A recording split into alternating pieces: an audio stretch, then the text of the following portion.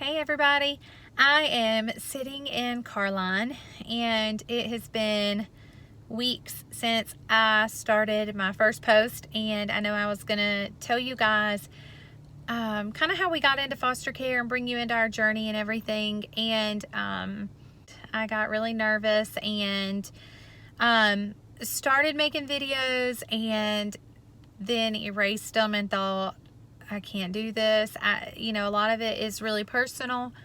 A lot of it is really emotional. And then there's also the tricky part of how much can I share and how much can I share. And so it just kind of became overwhelming for me. And I thought, I'm not gonna do this right now. And so anyways, fast forward to a little over a week ago, and I was in Mexico for work. Hard life, right? But as some of you know, I'm a travel agent, and we had a conference in Mexico. One of the things that he said was, and it was completely unrelated to this, but he said, if you have a story, you need to share it, because you never know who needs to hear it. And I thought, it doesn't matter how good this sounds. It doesn't matter what I look like, what I sound like, where I'm at. I'm in my car right now in Carline. It doesn't matter how good it is. This is our life. This is what it is. This is me being very real. I'm not putting music or anything else to this because I really want this to be cut and dry and simple, as hard as it is. About 4 years ago, my husband and I decided to move from the church we had been at my entire life to a new local church. It's not new, it's new to us. It was a very hard decision. We loved our home church. It's just what we felt God calling our family to do, and so we felt like we needed to follow that calling, and we did. And within 6 months of being there, we went through some of the hardest times of our life. Our son was in the hospital multiple times for airway and breathing problems. Joel had 5 kidney surgeries in 3 weeks. Candace had neurosurgery. We had some pretty significant changes with our immediate family, and we just went through some things that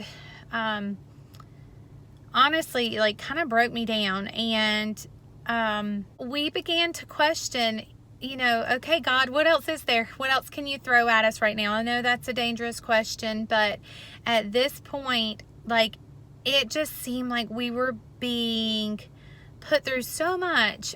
But through all of that, God was working so hard in our family, and obviously faith plays a big part of our fostering decision and everything that we do. And so that's something I will be speaking a lot on.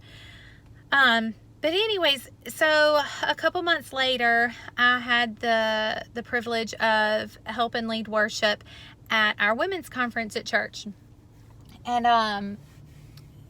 adoption had kind of been on our minds, something that we were praying about. And at the conference, there was adoption brought up multiple times with the speakers.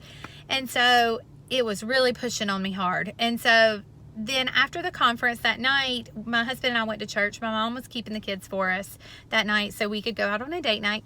And we were sitting there, and our pastor said, you keep praying about something and you keep asking for God to show you signs of what you should do, but he's already given you the decision. You already know what you need to do. You just need to do it. Stop asking him to show you more signs and do what he's calling you to do. And that was the moment for us. That was the moment where we said, okay, we want to adopt. We want to do this. We don't know what that means. We don't know from where, but we want to do this. And so we went to dinner, and we cried and talked and prayed about it, and got connected with a friend at church that we knew that she had adopted her daughter. And so I asked her for some guidance, and she put us in contact with some of our church's orphan care ministry leaders. And we explained to them that we kind of, we knew we wanted to adopt. We felt right now that domestic adoption was probably going to be the direction we chose. And so we just had some questions about it, and this lady pointed us in the direction of another family within our church that was a foster family, and I didn't know what foster care meant. I didn't know what it involved. We kind of thought, well, we don't know anything how this works, and so what we thought we were getting into through all of this was that we wanted older children. We did not want to take any babies or toddlers or anything like that. And so we thought, well, there's tons of kids in the foster care system that need to be adopted, older children. And so we'll just go in, and one of these kids that doesn't have a home, and we will go through the process and meet them and adopt them. And that sounds really simple and really great. For some people that may be realistic. For us, it was not. We saw really quickly that we were saying yes to what we thought God had planned for our lives, but we were saying yes to what we thought was best. We were saying yes to, we will take, and I'll give you exact details. We want a girl between the ages of 11 and 15. You know, I mean, that sounds great, right? It'll be an older sister for our kids. You know, we know that older kids need placements and need adoptive homes. And so surely there is this perfect 11 to 15-year-old girl that God has planned for our family. And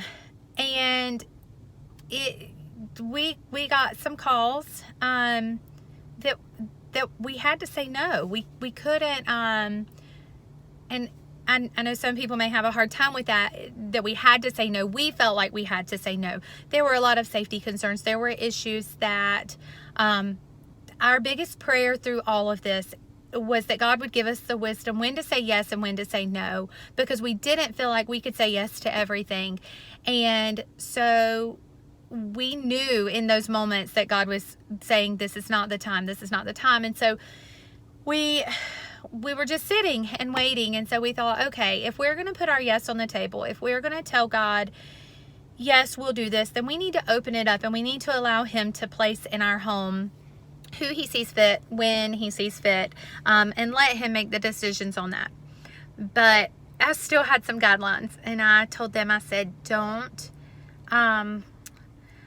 give me a kid with special needs. I said, I can't handle that. It's not, I have on my glasses for a reason, guys. It's not what I feel called to do. I don't feel like I can handle it. Just, I'll take medical needs. We can handle medical. Just don't give me special needs. Or like, I can't, don't think I can do it. I don't think I'm capable. And so Joel was not really on board with, like, he was okay with that decision if I felt like I couldn't do it, but it wasn't something on his part. Anyways, so we get our license, and as we're waiting and all, we opened ourselves up for respite, and that is basically like babysitting for another foster family, or there's emergency respite placements, but for us it was just babysitting, helping other foster families out. And so we shortly after, as soon as we started this, we had a little girl come stay with us for a weekend, and we shortly after that, the next month, had her another weekend, and then had her some over a Christmas break, and just continued to make a bond there. But she was with another foster family. They had a plan to go home and all of that kind of stuff, and but we enjoyed that, getting to know her. And then we had our first couple of placements, and they were hard. It was hard. It was emotional. Some went back home, some did not. There's lots of, sorry, there's a fly in here.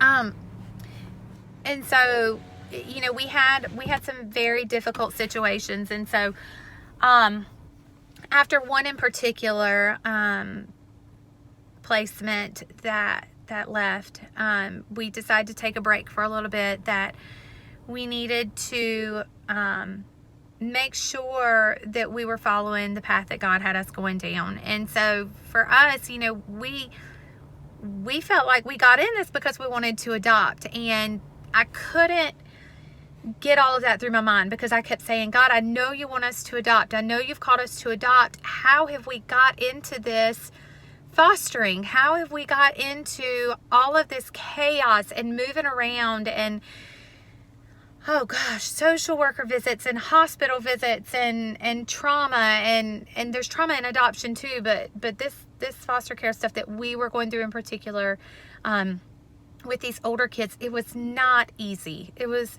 not easy. And so we took a little break for about 2 months, and then we went back into our licensing worker's office and we said, okay, we're ready to start back doing this. We feel like this is what God wants us to do, and so we want to do this.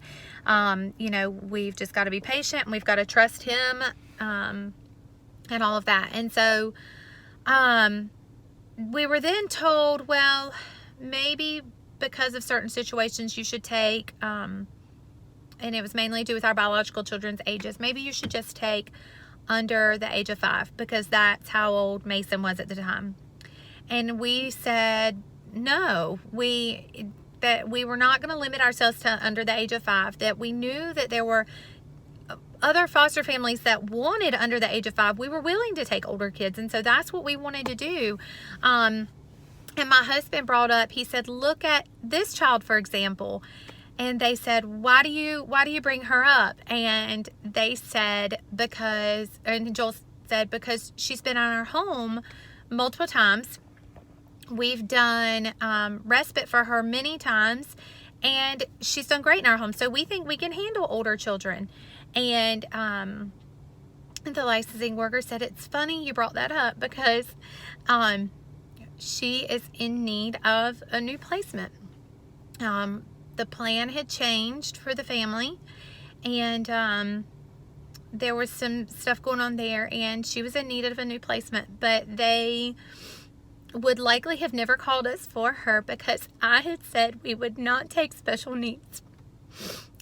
And so for us, like, that was once again God proving himself to us and saying, you keep limiting what I can do, and you keep limiting what you can handle when that's not my plan. And anyways, long story short, that little girl is with us now. She has been with us full-time for over a year. 3 months after we got her 2 younger siblings came to us. And so, guys, this plan of us saying that, okay, we're not taking any younger kids. We want one girl over the age of 11. We want this, we want that. We had to put our yes on the table, and we had to be willing to say, okay, God, this is what you want us to do, and this is what we're going to do. We had to open ourselves up. And even in that moment where I was not willing to fully let go and to fully say, we'll take whatever you give us, God. We know your plan is greater than ours. He took care of it. And so for us, this foster care journey has been crazy so far. The past year has been a whirlwind. It's still a whirlwind. I'm posting this today because we were supposed to be in court today, and it was canceled. Thank you to the hurricane. And I will hopefully be able to update you guys on some of that later. I'm going to continue talking about foster care later. But for us, that's how we got into foster care. I'll do another video later telling why we choose foster care and what made us decide to go with this instead of a straight private adoption. And, you know, I'm going to do lots of videos on advocating for foster care and why foster parents are needed and the purpose of foster care and all of that.